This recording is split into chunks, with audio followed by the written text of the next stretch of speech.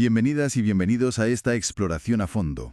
Hoy nos metemos de lleno en algo fascinante, la red de comunicación química que gestiona la energía en nuestro cuerpo. Hablamos de hormonas y metabolismo, basándonos en los materiales que hemos estado revisando. La idea es entender cómo estos mensajeros lo coordinan todo, ¿no? Desde un subidón de azúcar hasta, cómo lidiamos con el estrés crónico. Exacto. Es como una conversación constante dentro del cuerpo, ¿verdad? Vamos a analizar cómo hormonas muy diferentes, algunas que actúan en segundos y otras que tardan horas, mantienen ese equilibrio energético. Es un sistema vital para la supervivencia y, como veremos, es clave en muchos problemas de salud actuales. Pues empecemos por ahí, por los mensajeros, las hormonas. A ver, ¿cómo funcionan básicamente? Porque has dicho que son muy distintas, no todas son iguales, ¿verdad? Para nada, imagina como dos estilos principales de comunicación interna. Unas son como mensajes, digamos, rápidos. Piensa en la insulina. Llegan, tocan el timbre en la superficie de la célula y ¡pam! Reacción casi inmediata. Suelen ser hidrosolubles, se mueven fácil por la sangre. Vale, acción rápida. ¿Y las otras? Las otras, como el cortisol o las hormonas sexuales, son más como cartas certificadas. Derivan del colesterol, son liposolubles, necesitan un transportador en la sangre porque no se mezclan bien con el agua, pero luego atraviesan la membrana de la célula como si nada. Ah, claro. Y van directas al núcleo para cambiar las instrucciones a más largo plazo. Modifican qué genes se leen y cuáles no. Por eso su efecto es más lento pero más duradero. Qué interesante. Acción rápida versus estrategia a largo plazo. Y has mencionado que una cantidad minúscula puede tener un efecto enorme, ¿no? Eso siempre me ha llamado la atención. Sí, sí, eso es la amplificación. Una señal pequeñita desencadena una cascada de respuestas dentro de la célula. Es muy eficiente. Y también las células tienen mecanismos para no saturarse. Si la señal es muy insistente, pueden volverse menos sensibles, como bajar el volumen. Se llama desensibilización. Entendido. Entonces, tenemos los mensajeros y cómo actúan. Ahora, ¿quiénes reciben estos mensajes? O sea, ¿cómo usan la energía los diferentes departamentos del cuerpo? Los tejidos. Pues hay una especialización muy clara, sí. El hígado, por ejemplo, es la gran central de procesamiento. Es increíble. Regula la glucosa en sangre, fabrica y descompone grasas, procesa los aminoácidos, elimina desechos como el amoníaco. Vamos, un multitarea total. El centro logístico, digamos. Y el tejido adiposo, la grasa. Ese es nuestro almacén principal de energía, en forma de triglicéridos. Guarda para cuando haga falta y libera ácidos grasos como combustible cuando el cuerpo lo pide. ¿Vale? ¿Y qué hay del cerebro y los músculos? Que siempre pensamos en ellos como los grandes consumidores de energía. Y lo son, pero de forma diferente. El cerebro es muy exquisito. Prefiere glucosa casi exclusivamente. Es su combustible VIP. ¿Solo glucosa? Bueno, en ayunos ya muy largos sí que puede adaptarse y usar los llamados cuerpos cetónicos, que vienen de las grasas. Pero las grasas directamente no las usa. Curioso. ¿Y el músculo? El músculo es más versátil, utiliza glucosa, claro, pero también quema grasas y esos cuerpos cetónicos que mencionaba. Además, almacena su propia reserva de glucosa, el glucógeno muscular. Pero, y esto es importante, es bastante egoísta con ella. La guarda para su propio uso, para la contracción. No la libera a la sangre para otros tejidos. Ah, mira. Esa reserva privada del músculo. Interesante. Y claro, toda esta especialización necesita una coordinación perfecta. Y aquí es donde entran las hormonas estrella del metabolismo energético, ¿no? Insulina y glucagón. Distintas. La insulina, de las células beta, se libera cuando la glucosa sube, típicamente después de comer. Es la señal de abundancia. Le dice a las células, sobre todo músculo y tejido adiposo, que capten glucosa. Usan unas puertas especiales, los transportadores GLUT4. Y al hígado le dice, almacena. Guarda glucosa como glucógeno y favorece la síntesis de grasa. O sea, la hormona de tenemos de sobra a guardar. Y el glucagón, entiendo, sería justo lo contrario. Justo.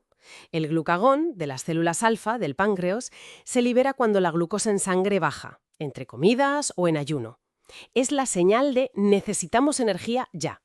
Su principal objetivo es el hígado. Le ordena liberar glucosa a la sangre, rompiendo el glucógeno almacenado, eso es la glucogenólisis, o fabricando glucosa nueva a partir de otras moléculas, la gluconeogénesis. ¿Y también le dice al tejido adiposo que suelte grasas? No. Estimula la lipólisis, la liberación de ácidos grasos. Pero curiosamente, el músculo apenas responde al glucagón, sigue a lo suyo con su reserva. Entendido. El dúo dinámico insulina-glucagón. Pero además de este eje principal, están las hormonas del estrés, que también afectan al metabolismo. Cierto, cierto. Tenemos la adrenalina, la de la respuesta rápida de lucha o huida, moviliza glucosa y grasa a toda velocidad para tener energía disponible inmediatamente. Y luego está el cortisol, más relacionado con el estrés crónico. También aumenta la glucosa en sangre, pero de forma más sostenida. Y si la cosa se pone fea y el estrés dura mucho, puede incluso llegar a degradar proteína muscular para obtener energía. Vaya, un sistema complejo para mantener el equilibrio. Pero claro, este equilibrio a veces se rompe.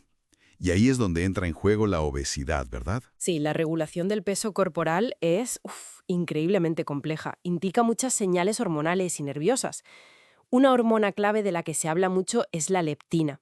La produce el propio tejido adiposo, la grasa. En teoría, cuanta más grasa, más leptina. Y esta le dice al cerebro, al hipotálamo, oye, que ya hay bastante reserva, no hace falta comer tanto. Es una señal de saciedad a largo plazo. En teoría, pero en la obesidad esa señal a menudo no funciona como debería, ¿no? Se habla de resistencia a la leptina. Exactamente. Es como si el cerebro se volviera sordo a esa señal de saciedad que envía la grasa. Y por otro lado tenemos la grelina, que viene del estómago y estimula el hambre. Un juego de señales muy delicado. Y esta falta de respuesta adecuada a las señales, sobre todo a la insulina, es donde la cosa se complica, ¿no? La famosa resistencia a la insulina. Eso es. La obesidad, especialmente la grasa que se acumula en el abdomen, la visceral, está muy ligada a la resistencia a la insulina. Las células del músculo, del hígado, de la grasa, no responden bien a la señal de la insulina. Es como si la llave de la insulina ya no abriera bien la cerradura de la célula para que entre la glucosa. Justo. Y eso obliga al páncreas a producir más y más insulina para intentar compensar, para forzar la entrada de glucosa. Es un sobreesfuerzo constante. Un círculo vicioso, vamos. Totalmente. Y esa resistencia a la insulina es el eje central de lo que llamamos síndrome metabólico, que no es una enfermedad única, sino un conjunto de factores de riesgo. La obesidad abdominal, la presión arterial alta, la glucosa en ayunas algo elevada, los triglicéridos altos y el colesterol HDL, el bueno, bajo. Una combinación peligrosa. Y si el páncreas de tanto trabajar extra se agota, pues puede acabar claudicando. Las células beta ya no pueden producir tanta insulina o la que producen no es suficiente para vencer la resistencia. Y entonces la glucosa en sangre se dispara de forma crónica. ¿Y eso ya es la diabetes tipo 2? Efectivamente, con todas las complicaciones a largo plazo que eso implica para la salud. Problemas cardiovasculares, renales, de visión, nerviosos. Uf. Queda clarísimo entonces cómo esta red de comunicación hormonal es absolutamente vital y cómo su alteración, que a menudo está ligada al exceso de tejido adiposo y a esa resistencia a las señales, pues tiene consecuencias enormes para la salud global. Es una demostración fascinante de la integración de todos los sistemas del cuerpo. Metabolismo, hormonas, sistema nervioso, todo está increíblemente interconectado para mantenernos en equilibrio. La verdad es que sí. Y nos deja pensando, ¿no? Si toda esta biología que regula el apetito, el peso, el metabolismo, es tan potente, tan compleja, con estas señales hormonales y neuronales tan arraigadas, ¿qué nos dice eso sobre la idea de controlar el peso a largo plazo basándonos únicamente en la fuerza de voluntad frente a estos mecanismos biológicos tan poderosos? Es una pregunta fundamental, desde luego. Da para reflexionar mucho sobre cómo abordamos el peso y la salud.